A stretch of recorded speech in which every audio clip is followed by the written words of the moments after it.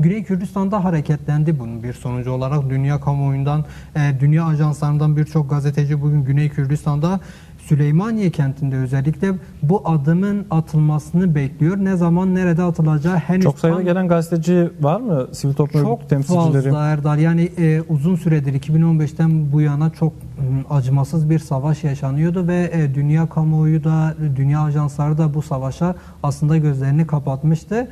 Son bir haftadır aslında Kürdistan'ı görmeye başladılar. Çünkü tarihi bir adım atılmaya çalışılıyor ve bu silahların devre dışı bırakılmasının iyi niyet beyanı olarak bir adım atılması bekleniyor. Sembolik bir adım atılması bekleniyor.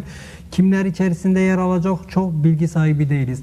Nerede, hangi saatte gerçekleşecek çok bilgi sahibi değiliz. Ancak şu bilgiye sahibiz. Bu Güney Kürdistan'daki özellikle YNK bölgesinde gerçekleşeceği için YNK'nin garantörlüğünde veya gözleminde gerçekleşecek. Güvenlik ve benzeri konularda kendileri sorumlu olacak. Yine dün İbrahim Kalın, MİT Başkanı'nın Irak'ı ziyaret etmiş olması sebebiyle biraz da işin içinde kendi toprakları olduğu için, kendi sınırları olduğu için biraz daha da sorumluluğu üzerlerine alan bir taraf olarak İran olduğunu anlıyoruz. Yani bugün olur, yarın olur bilmiyoruz. Ancak Kuzey Kürdistan'daki DEM Parti'nin daha önce deklare ettiği, biz davet ettik dediği kişiler, aydınlar, yazarlar, barış anneleri var. Bildiğimiz kadarıyla toplumun farklı kesimlerinden, bu savaştan etkilenen kesimler DEM Parti'nin davetiyle buraya gelecekler. Henüz gelmedikleri için bu organizasyonun bu 1-2 gün içerisinde de gerçekleşmesini beklemiyoruz. Ancak hemen akabinde bu gelişler resmi olarak tamamlandığında bu organizasyon hayata geçirilecek. Zaten KCK enformasyon birimi adıyla dün bir açıklama yapılmıştı. Aslında biz bütün gazeteciler doğrudan bu tarihi ana tanıklık etmeye hazırlanıyorduk. Hepimiz bunun hazırlığı içerisindeydik. Ancak güvenlik gerekçesi ortaya konularak gazetecilerin doğrudan o an, yani an itibariyle o silahların devre dışı bırakılması konusunu izleyemeyecekleri ifade edildi. Yani canlı karışık bir durum tabii. Karışık bir bölge. Sadece bu değil. Şaibeli bir şekilde, açıklanmayan bir şekilde 12 asker hayatını kaybediyor. O başka bir provokasyon mudur, başka bir şey midir? Hemen Kürt Halk Önderi Abdullah Öcalan, yani Başkan Apo ile görüşmenin olduğu gün oluyor. Erdoğan görüşmesinden bir gün önce oluyor. Bütün bunlar tabii dikkat çekici. Sadece bu kadar değil. Çok daha fazla tabii sebepleri de var. Ama yine de sordum mu? Çünkü sadece gazetecilerle ilgili bir değişiklik var. Diğer programda bir değişiklik yok. Evet Erdal, aslında yani yapılan açıklama oldukça ilgi çekici, oldukça kritik bir öneme sahip. Çünkü daha önce uzun süre üzerinde durulmuş bir programın değiştirilmesi, özellikle son dakikalar, son günlerde değiştirilmesi oldukça büyük bir sorumluluğu da beraberinde getiriyor ve biz açıklamada bu sorumluluğu üzerlerine aldıklarını anlıyoruz. Yani KCK basın birimi, enformasyon birimi bu sorumluluğun bilinciyle bu açıklamayı yaptı. O yüzden bence öylesine kolay alınmış bir karara benzemiyor. Açıklamalardan biz bunu anlıyoruz. Zorlandıkları belli, evet. Çünkü üzgün olduklarını özür dileniyor gazetecilerden ve alternatif geliştirilmeye çalışılıyor. Örneğin sizin de ifade ettiğiniz gibi canlı yayın olmayacak ama hemen akabinde işte bu görüntüler basına servis edilecek gibi bir de alternatif geliştirmeye çalışıyorlar. Bu şunu bize gösteriyor. Gerçekten de demek ki ciddi düzeyde bir güvenlik sorunu var. Şimdi biz de bazen böyle Güney Kürdistan'ın hem dinamiklerini göz önüne aldığımızda hem de Orta Doğu'daki değişim ve dönüşümü geldiği aşamayı göz önüne aldığımızda bazı kaygılar bizim kendimizde de oluşuyordu. Yani bu süreci sabote etmek isteyen güçler olur mu, devletler olur mu, norm dışı güçler mesela söz ediliyor son günlerde, biraz daha literatüre. Onu Erdoğan ve Bahçeli'nin kendisi de söylüyor. Evet. İçeride ve dışarıda bu süreci provoke edebilirler. Başkan Apo söyledi bunu, defalarca uyardı. Şunu da söyleyeyim, oradan devam etti Mervan. Şimdi bir süredir hükümet yanlısı medya sürekli haburu hatırlatıyor. İşte habur gibi olmasın. İşte habur, yani haburda ne olmuş? Sanki haburda kötü bir şey olmuş. İyi bir şey olmuş haburda. Keşke habur gibi olsa. Yani yüz binlerce insan sokağa çıkmış, barışa sahip çıkmış. demokrasiye sahip çıkmış, Kürt sorunun demokratik çözümüne sahip çıkmış. Sanki kötü bir şeymiş gibi anlatmaya çalışıyorlar. Halbuki çözüm sürecinin, bu sürecinin ileri gidebilmesi için, gelişmesi için kesinlikle halk desteği, medya desteği, sivil toplum desteği son derece önemli ve hayati bir şeydir. Yani bunun da belli ki bir etkisi olmuştur. Çünkü sonuçta böyle bir organizasyon tek taraflı yapılmıyor. Bir de karşı güç var yani. Evet, şüphesiz Erdal. Yani dikkat edersek bir süre önce Süleymaniye'de bazı dronlu saldırılar oldu. Yine Hevler'de de oldu ama Süleymaniye'deki biraz daha ilginçti benim için. Çünkü Süleymaniye'ye kolay kolay dronlu saldırılar Türk devleti dışında çok tanık olduğumuz bir olay değildi. Ancak Yeneke'nin bel kemiğini oluşturan 70. kuvvetlere yönelik, onların konuşlandığı alana yönelik 2 dronlu saldırı girişiminin olduğu ve bu saldırı girişimlerinin boşa çıkarıldığı, dronların imha edildiği bilgisi 3-4 gün önce geçti.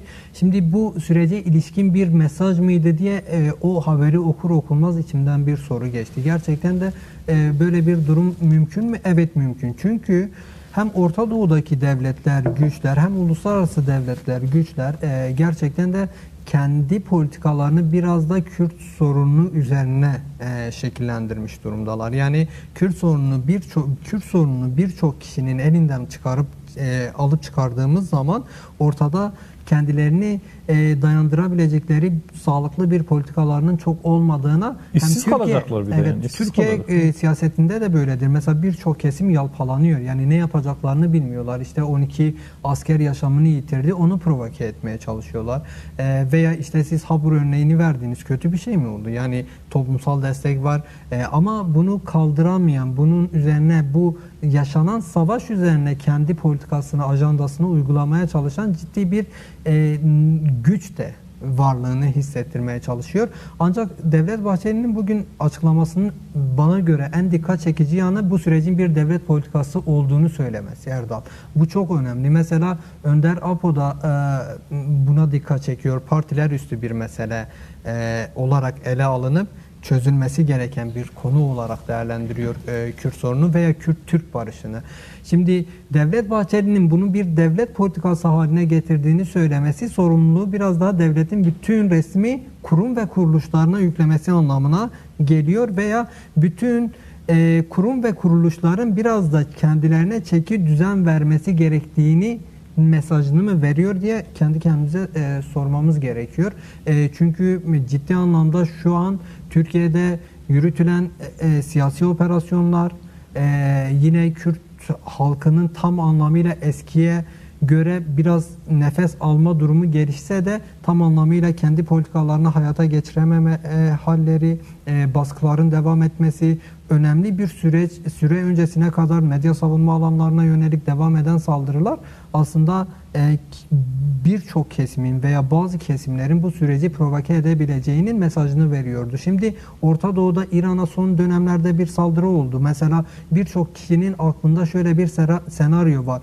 Kürt sorunu ve Kürt-Türk çatışması bütün canlılığıyla eğer korunabilirse Türkiye'ye de müdahalenin gerekçesi oluşturulabilir. Şimdi bu gerekçeyi ortadan kaldırdığımız zaman Kürt halkı ve Türk halkı bu gerekçeyi ortadan kaldırdığı zaman ciddi anlamda birçok gücün plan ve programının da sekteye uğrayabileceğini çok daha fazla hissetmeye başladık. Bu anlamıyla çok olağandır ve yaşanabilmesi ihtimalinin çok güçlü bir şekilde olabileceği bir zemindir. Canlı yayında bunu göstermek, evet, birilerinin sızma yapması ve benzeri. Çünkü öyle inanıyorum ki yönetici kadrolardan bazı isimlerin de mesela programa katılma ihtimali var değil mi? Yani biz bilmiyoruz kimlerin katılabileceğini. Evet Erdal, siz de davet ettiniz aslında gazetecileri. Birçok kişi için hayal kırıklığı olmuş olabilir. Çünkü herkes kendi kafasında o anı yerinde inceleyebilme ve buna tanıklık etme, bir de kendi bu olaya kendi imzasıyla bir haberle tanıklık etmek istiyordu. Bunu bir haberi aktarmak, kendi imzasıyla aktarmanın hayalini kuruyordu. Bu olmadı. Bu problem midir? Değil.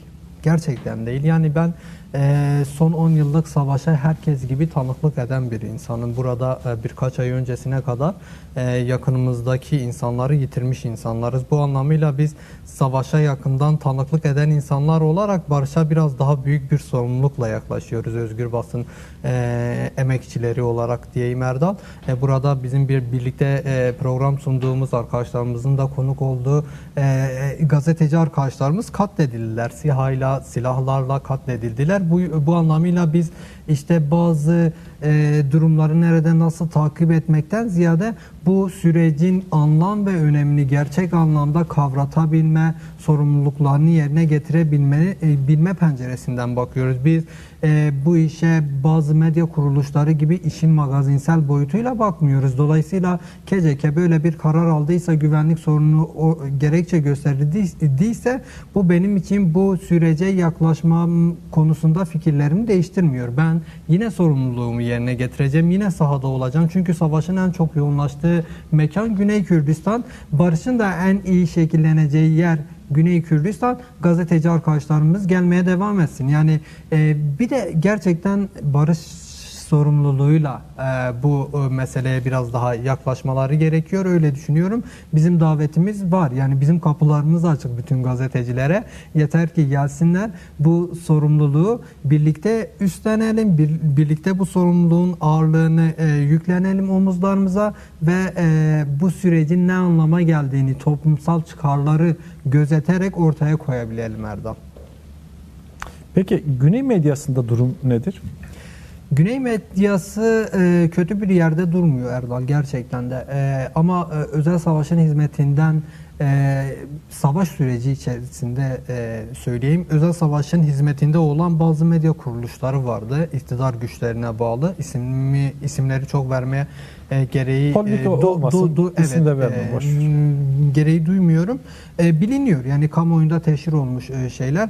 Bu süreçte de gerçekten de siyasi boyutuyla arkadaşlarım değerlendirdi. Elbette ki ben de medya boyutuyla değerlendireyim. Sürecin ruhuna, sürecin sorumluluklarına göre bir medya dil, üslup yayın hayatına geçirmediler. Bunu çok görmedik. Biraz daha işin Türkiye medyası gibi ana akım medya nasıl ki savaş dilinde alışıksa ve barış dilini nasıl geliştirebileceğini bilmiyorsa, bir yalpalanma içerisindeyse onun etkisinden çok sıyrılamadığını görüyorum.